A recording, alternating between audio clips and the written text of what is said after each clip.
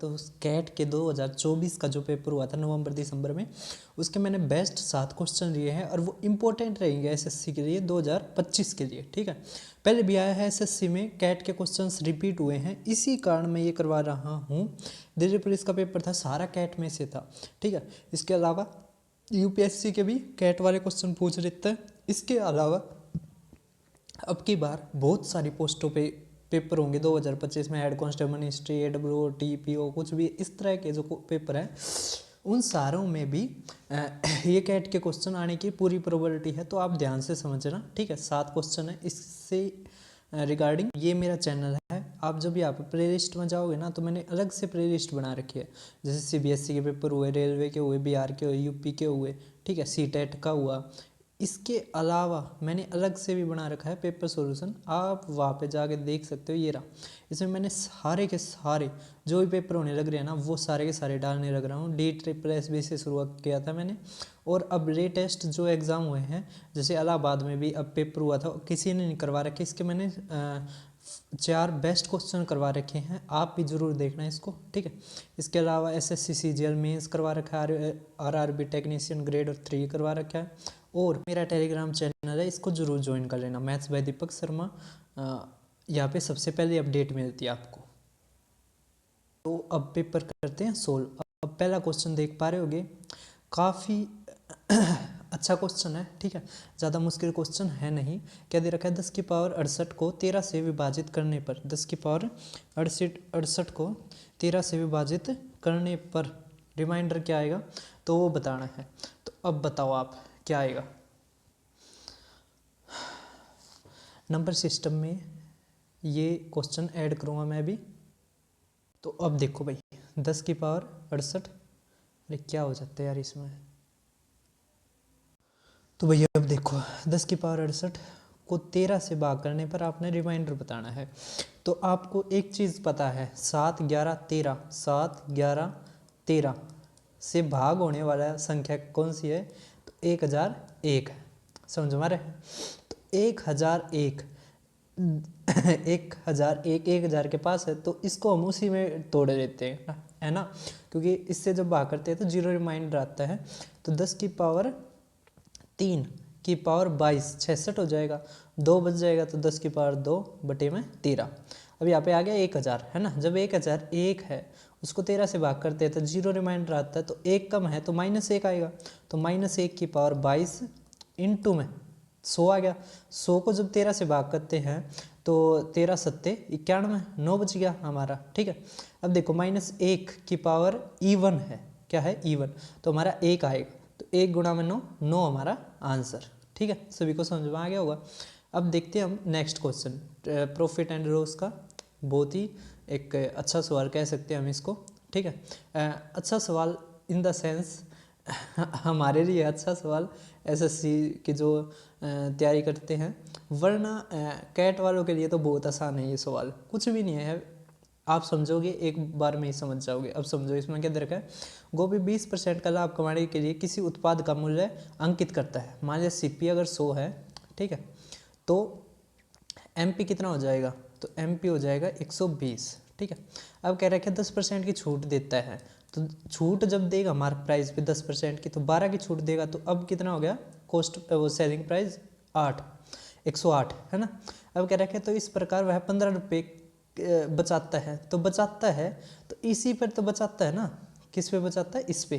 ठीक है, इसी पे तो बचाया है। मार्क प्राइस इतना था, जबकि 10% कम में खरीद दिया तो 15 रुपये बचा लिए, जबकि यहाँ पे कितने बचाए इसने, तो यहाँ पे बचाए 12, तो 12 इक्वल टू 15 रुपये। ठीक है, अब कह रखा है तो रवि को उत्पाद बेचकर गोपी द्वारा अर्जित लाभ, तो अर्जित लाभ कितना, 8। ठीक है, तो अगर 12 इक्वल टू 15 रुपये है तो 8 निकालना है, तो 8 बटे में 12, 4 दूनी 4 तिये 3 तक काटेंगे 15, तो 10 रुपये हमारा क्या आ जाएगा आंसर। ठीक है, तो अर्जित लाभ कितना हो गया, 10 रुपये। क्वेश्चन आसान था। ठीक है, आप सभी को आ गया होगा। ये कैट में जरूर, वो उसमें एसएससी के 2025 में जरूर आएगा। अब ये सीक्वेंस है, इसको मैं आखिर में करवाता हूँ। ठीक है, आखिर में ही नहीं, चलो अभी करवा देता हूँ इसको भी। अब आप देख पा रहे होगे ये सीक्वेंस में कुछ भी नहीं है, कुछ भी तो नहीं है। देखो T2 है, T2 कितना आ गया हमारा 1/(-1), मतलब -1 आ गया जमा में। T4 निकालना है, यहाँ से एक सीरीज बनेगी, समझो। T4 निकालना हमें। अब T4 देखो ये यहाँ पे रख रखा है ना, वही करना आपने। तो अब T4 निकालना अगर आपको, तो इक्वल टू n कितना 4, तो n में तो 4 में तो 3 गया 1, 1/4 में तो 1 गया 3, गुणा में n, तो T2 है ना, T2 कितना था -1, तो -1 की गुणा करेंगे तो कितना आ जाएगा हमारा T2 यहाँ पर आ जाएगा -1/3, ठीक है। तो ऊपर 3 चला जाएगा, तो हमारे यहाँ पे क्या आ गया -3, समझ में आ गया। इसी तरह प्लस है ना। अब यहाँ पे देखो T6 निकालना है, तो यहाँ पे 6 करोगे है ना। अब 6 इक्वल टू ऊपर 3 आ जाएगा, 6 में तो 1 गया 2 आ जाएगा, ठीक है। और T4 आ जाएगा, T4 हमारा कितना आया -1/3, ठीक है। तो 3 से 3 गया, 1 मिनट रुको, कितना था 6 में तो 1 गया 5 आएगा, ठीक है। तो 3 से 3 गया, तो हमारा आ गया यहाँ पे -1/5। अब 5 ऊपर जाएगा तो हमारा आ गया -5। इस तरह आप देख पा रहे होगे एक ये क्या बन गई, एपी सीरीज बन गई है ना, माइनस माइनस आता जा रहा है। और आप देखो अगर 6 है तो 1 कम आता जा रहा है ना, अगर 4 है 1 कम आता जा रहा है, 2 है तो 1 कम आता जा रहा है, तो है ना ये सीरीज बनती है ये। और कुछ मतलब गजब सीरीज पूछ रखी है, पेपर में जरूर आएगी, चाहे आप कुछ भी कर लेना, ठीक है। तो अब यहाँ पे 2024 है, तो यहाँ पे क्या आ जाएगा -2023, ठीक है। आगे सभी को समझो। अब यहाँ पे कुछ नहीं है, माइनस कॉमन लोगे तो 1 जमा में 3 जमा में 5 जमा में लास्ट में क्या आ गया 2023। अब आपको पता लग गया ये ओड नंबर ऑफ सीरीज है, ठीक है। तो इनका जोड़ निकालते तो क्या आता है n का स्क्वायर, है ना। अब n कैसे निकालते हैं, तो ये लास्ट वाली संख्या में 1 जोड़ो, है ना। इसकी जो ये किसके बराबर होता है 2n-1 के ओड में, है ना। इसमें 1 जोड़ो और आधा कर दो, तो कितना आ गया 1012। इसका स्क्वायर करना है, ठीक है। और माइनस का साइन तो है, तो 1012 का स्क्वायर क्या होगा, लास्ट में 44 आएगा, तो ये तो हो गए नहीं, है ना। तो यही हमारा आंसर। तो क्वेश्चन में कुछ भी ऐसा नहीं था जो ये एसएससी में ना आ सके, एसएससी में ज़रूर आएगा और काफ़ी आसान सवाल है, ठीक है। अब भाई टाइम एंड वर्क का ये है क्वेश्चन, आपको ज़रूर करना चाहिए, ठीक है नहीं इसमें कुछ इतना, लेकिन बच्चे इसमें घबराएंगे। देखो अब इसमें क्या दे रखा है, सैम है एक अकेले काम को 20 दिन में करता है, इसकी बस रेंथ ही ज़्यादा है।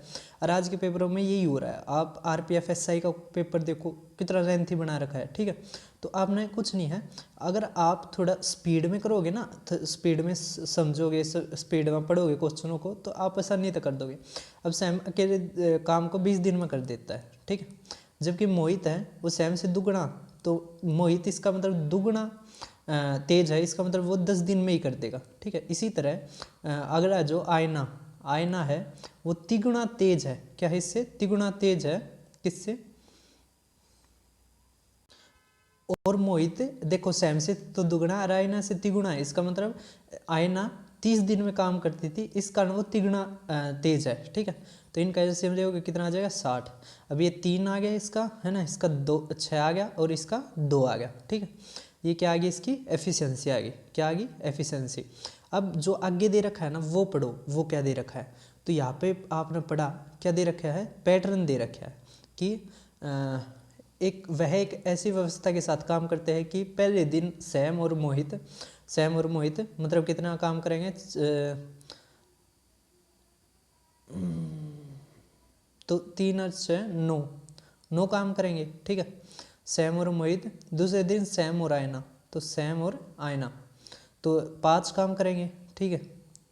और तीसरे दिन कौन कराएगा काम, मोहित और आयना मतलब 4 2 8, ठीक है। तो 8 और 5 13 और 22 काम हो गया एक दिन, मतलब 3 दिन में, ठीक है। अगर ये 3 दिन में 22 और हो गया, कितना बच गया 22 22 44 16 बच गया। 16 में से 9 काम ये पहले दिन कर देंगे, तो कितना बच गया 7, है ना। 7 में से 5 काम ये कर देंगे, ठीक है, ये तो है ही। अब बच गया कितना 9 और 5 14, है ना, 2 काम बच गया, तो 2 काम ये कर देंगे, ठीक है। कौन कौन, ये जो तीसरे दिन करते हैं ना मोहित और आयना, ठीक है। तो सैम ने कितना टाइम, सैम द्वारा किया गया कुल काम का अंश, तो टोटल कितना है 60, ऊपर देखना हमने कितना काम करा है सैम ने। देखो सैम ने यहाँ पे भी किया, यहाँ पे भी किया, इन दोनों में किया 2-2 दिन, ठीक है। तो अब देखो यहाँ पे पहले दिन था तो 3 काम करा था इसने, 3, यहाँ पे भी 3 है ना, 3 3 6, 6 दिन काम किया तो देखो 6 है ना, 12 18, तो कितना काम किया इसने टोटल 18 है ना। और टोटल मतलब सैम ने तो करा 18, टोटल कितना था 60, तो कितना काम करा 3/10 है ना। तो सैम द्वारा किया गया कुल काम का अंश कितना था 3/10, ठीक है, कर दोगे। अब देखो अगला, ये क्वेश्चन ऑप्शन से ही करना ज़्यादा आसान रहता है और ये पेपर में भी जरूर आएगा, देख लेना चाहिए। देखो इसमें कह रखा है कि 2 क्रमिक वेतन वृद्धियों के बाद गोपाल का वेतन आखिर में कितना हो जाता है, इतना। तो हमारा इंक्रीज कितना होना चाहिए 87.5%। अब हो गया ना इतना 187.5%, लेकिन बड़ा टोटल कितना है, इतना। कह रखा है कि जो यदि दूसरी वेतन वृद्धि का प्रतिशत पहली वेतन वृद्धि से दुगना है, इसका मतलब पहले अगर x है तो दूसरा 2x है ना, जमा में सक्सेसिव वाला फार्मूला लगा देंगे 2x/100 है ना, यही होता है सक्सेसिव का, यही लगाएंगे। देखो अगर 30-30 होता 30 और ये 60 90 तो वैसे ही ज़्यादा हो गया। 27.5 इस तरह का ना क्वेश्चन बनना थोड़ा मुश्किल हो जाता है, क्योंकि फिर लास्ट में 2.5 आएगा तो नहीं हो सकता। 25 देखते हैं, 25 जमा में 50 जमा में 25 गुणा 50/100, ठीक है। तो यहाँ पे कितना आ जाएगा 12.5 है ना। तो देखो जोड़ कितना आ गया हमारा 87.5, तो इसका मतलब ये हमारा ठीक है ना। अब ये क्वेश्चन देख पा रहे होगे, ये क्वेश्चन कैसे किया जाता है, तो मैं एक बार लिख देता हूँ इसको। क्या है इसमें, देखो हमें दे रखा है 3a = 4 है ना, यहाँ पे दे रखा है 4b = 5 है ना, 5c = 6 है ना, फिर दे रखा है 6d = 7 है ना, फिर दे रखा है 7e = 8 है ना, फिर दे रखा है 8f = 9, ठीक है। तो हमें क्या रखा है, आप प्रोडक्ट बताओ ABCDEF है ना, ठीक है, कर दोगे कोई दिक्कत नहीं है। अब देखो इसमें क्या करो, 8 की जगह ये रखो तो 7EF हो जाएगा, 7EF, ठीक है, 7EF, ठीक है। इसी तरह 7 का रखोगे तो 6 आ जाएगा, फिर 6 की जगह यहाँ पर 5 आ जाएगा, 5 की जगह क्या आ जाएगा 4 आ जाएगा, 4 की जगह 3 आ जाएगा, और ऊपर इसी तरह गुणा होता चला जाएगा ABCDEF है ना। और देखो 3 की पावर ABCDEF = 9 है, 9 = मतलब 3 की पावर 2 है ना। तो बेस बराबर है, बीच में बराबर का साइन है, तो ये किसके बराबर आ जाएगा 2 के। बहुत ही ज़्यादा आसान था, ठीक है, सभी को आ गया होगा और मज़े ले रहे होगे तुम तो ज़िंदगी के। हाँ कित सर कित मज़े हैं, क्या ये भी मज़े को नहीं है ना। अब देखो एक रेलगाड़ी एक निश्चित दूरी एक समान गति से तय करती है, यदि देखो हमने गति मानी s है ना, स्पीड मानी s और टाइम माना t, ठीक है। अब यहाँ से 2 इक्वेशन बनेगी, थोड़ा मुश्किल है लेकिन मैं करवा देता हूँ, ठीक है। क्वेश्चन मुझे लगता है ये ज़रूर पूछा जाएगा कहीं ना कहीं, देख रही हो चाहे। अब देखो आपको पता है ना डिस्टेंस इक्वल टू क्या होता है, स्पीड गुणा में टाइम। अब यहाँ पे देखो निश्चित दूरी, यदि गति 6 किलोमीटर से अधिक कर दी जाए तो इसका मतलब s प्लस में 6 हो जाएगी, तो क्या हो गया तो टाइम 4 घंटे कम लगेगा, तो t-4। डिस्टेंस तो सेम है तो इसका मतलब दोनों सेम है, ठीक है। तो यहाँ से क्या आ गया हमारा st आ गया, ठीक है, -4s आ गया, जमा में 6t आ गया और माइनस का 24 आ गया = st आ गया, ठीक है। st से st गया तो यहाँ से मेरा क्या आ गया कि 24 = -4s जमा में 60, ठीक है। अब दूसरा देखो, अगर अब क्या दे रखा है कि st = अब क्या रखा है कि ना जो यदि 6 किलोमीटर प्रति घंटा कम हो जाए है ना, इसका मतलब क्या हो जाए s-6 हो जाए तो टाइम क्या है 6 घंटे ज़्यादा लगता है, तो t जमा में 4 हो जाता है। अच्छा 6 घंटे कम कर दिया जाए स्पीड तो 6 घंटे ही ज़्यादा लगेगा है ना, तो 6 घंटे, ठीक है। अब देखो यहाँ पे st आ गया -6t आ गया, ठीक है, -6t आ गया और st, अच्छा जमा में 6s आ गया, ठीक है, और माइनस का 36 आ गया। अब देखो ST से ST गया, यहाँ पे आता, अब 36 इक्वल टू क्या आ गया, माइनस का 6t जमा में 6s। हमें क्या बताना है, डिस्टेंस, ठीक है, इसका मतलब टाइम भी और ये भी निकालना पड़ेगा। देखो एक इक्वेशन ये थी, एक इक्वेशन ये थी। अब इसको बराबर करके काट सकते हैं, वरना वैसे भी काट सकते हैं। देखो जोड़ोगे आप तो माइनस का 6t और प्लस का 6t ये कट गया। अब यहाँ पे क्या आ गया 2s, है ना, जोड़ दिया हमने, तो 36 और 4 40 और ये 60, है ना, तो हमारा स्पीड कितनी आ गई 30। स्पीड कितनी आ गई 30, ठीक है। अगर आप स्पीड यहाँ से 30 लोगे तो टाइम आ जाएगा हमारा, है ना, यहाँ पे रख देते हैं हमें s को 30, है ना। तो देखो 6 6 6, तो 6 इक्वल टू माइनस 6t, है ना, और जमा में 30 है, ठीक है। तो इस तरफ जाएगा तो माइनस 24 इक्वल टू माइनस का 6t, माइनस से माइनस गया तो 4 हमारा क्या आ गया टाइम, है ना। अब देखो सॉरी हमने यहाँ पर गलती कर दी, कहाँ पे, देखो जब हम 6 6 घटा रहे थे तो इस पर क्यों ना घटाया। देखो यहाँ से 6 हो गया, जब 6 6 काट दिया, है ना, तो यहाँ पे भी ये कटना था, तो माइनस का t आना था, है ना, जमा में 30 आना था, ठीक है। अब यहाँ पे जाता तो t हमारा क्या इतना आ जाता 24, है ना। अब बस हमें क्या निकालना है, डिस्टेंस। डिस्टेंस किसके बराबर था, स्पीड और टाइम। स्पीड हमारी 30 है, टाइम 24 है, तो कितना आ गया 720 किलोमीटर हमारा आंसर।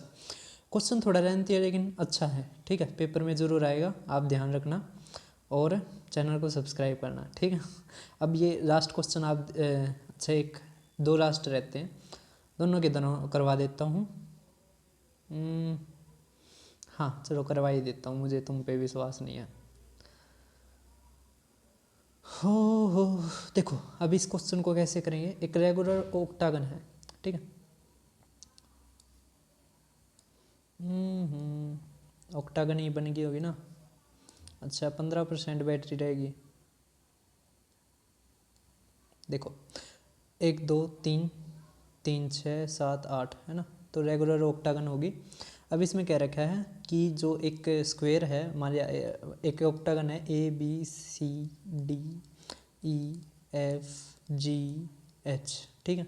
अब क्या रखा है स्क्वायर, वो एक स्क्वायर बन गया जो AC, है ना, E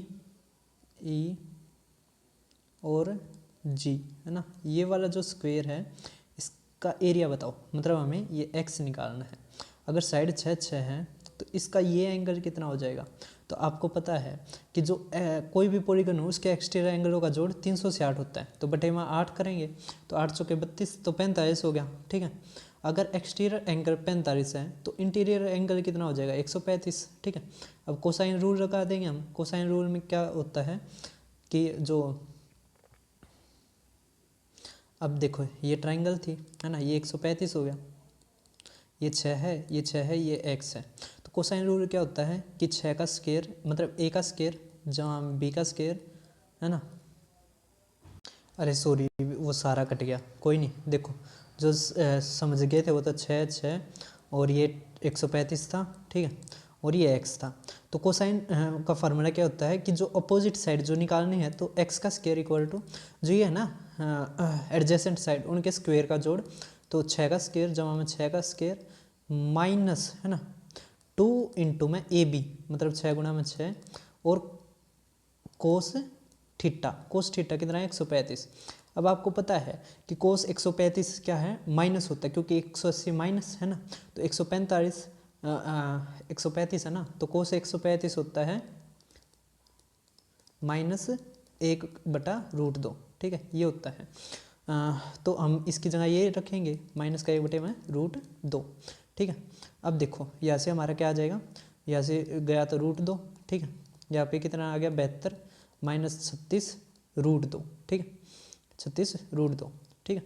अब यहाँ से ये x स्क्वेयर ही निकालना था ना, क्यों, क्योंकि जो साइड कितनी आ गई x और स्क्वेयर का क्या फार्मूला होता है साइड का स्क्वेयर, ठीक है। तो यहाँ से 36 कॉमन लेंगे आप, तो क्या आ जाएगा 2 -√2, समझ में आ गया। तो अब लास्ट क्वेश्चन देखते हैं जो यहाँ तक आया भाई, इसका मतलब वो कितना सीरियस है। ना है भाई उनका तो क्या ही कर सका है, कुछ नहीं, भगवान भी कुछ नहीं कर सकता उनका तो। अब देखो क्या दे रखा है कि जो नंबर ऑफ पॉजिटिव इंटीजर है 500 तक, है ना, वो नंबर ऑफ बताओ कितने हैं ऐसी धनात्मक पूर्णांक संख्याएं जो गैर दोहराव, मतलब जिसमें 11 जैसे कह सकते हैं 111 है ना, 222 इस तरह की संख्या ना हो। तो अच्छा क्वेश्चन है भाई साहब। देखो कैसे करते हैं इस क्वेश्चन को, समझो। ये परम्यूटेशन और कॉम्बिनेशन का गजब सवाल है। देखो 0 से लेकर 9 तक है ना, इंटीजर्स है ना, हाँ पॉजिटिव इंटीजर्स, ठीक है। तो भाई पॉजिटिव इंटीजर 1 से 9 तक 1 से शुरू होते हैं, ठीक है। 0 ना पॉजिटिव होता ना नेगेटिव होता, तो टोटल 9 संख्याएं होगी, ठीक है। अब देखो इससे आगे 11 से ले 10 से लेके 99 तक, ठीक है, 2 अंकों की संख्या। 1 अंकों की पता लग गई, 2 अंकों की। अब 2 अंकों में आप एक चीज़ देखो, कितने आ सकते हैं, ये 9 है ना, 9 आ सकते हैं ना, क्योंकि जो पहली संख्या है वो 0 तो आ नहीं सकती, तो 1 से लेकर 9 तक आ सकती हैं, ठीक है, गुणा में। अब ये भी कितनी आ सकती हैं, 9 आ सकती है। कैसे, 0 आ सकती है, ठीक है, 1 आ सकती है, 2 आ सकती है, 10 आ सकती है, लेकिन लेकिन लेकिन लेकिन वो नहीं आ सकती जो यहाँ पे है, ठीक है। तो इसका मतलब 9 ही आ सकती है, तो कितना आ गया ये 81, ठीक है। तो 9 और 81।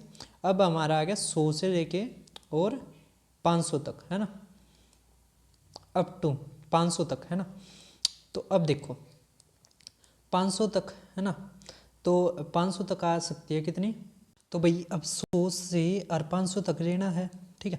तो पहले डिजिट क्या आ सकता है, 0 तो आ नहीं सकता, 1 आ सकता है, 2 3 4, है ना, 5 क्यों नहीं आ सकता, 500 तक, ठीक है। तो 500 ऐड नहीं करना है इसमें, तो कितना आ गया 4, ठीक है। अब इसके बाद है ना, ये 4 आ सकते हैं, इसके बाद यहाँ पर 9 अंक आ सकते हैं, ठीक है।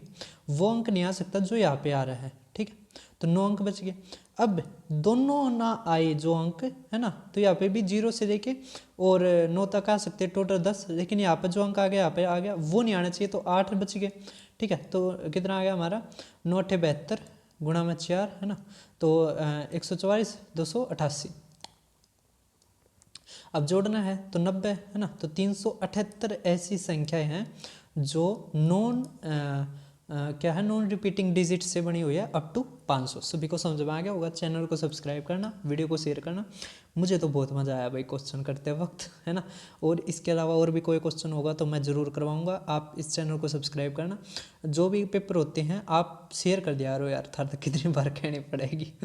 चलो ठीक है, फिर मिलते हैं।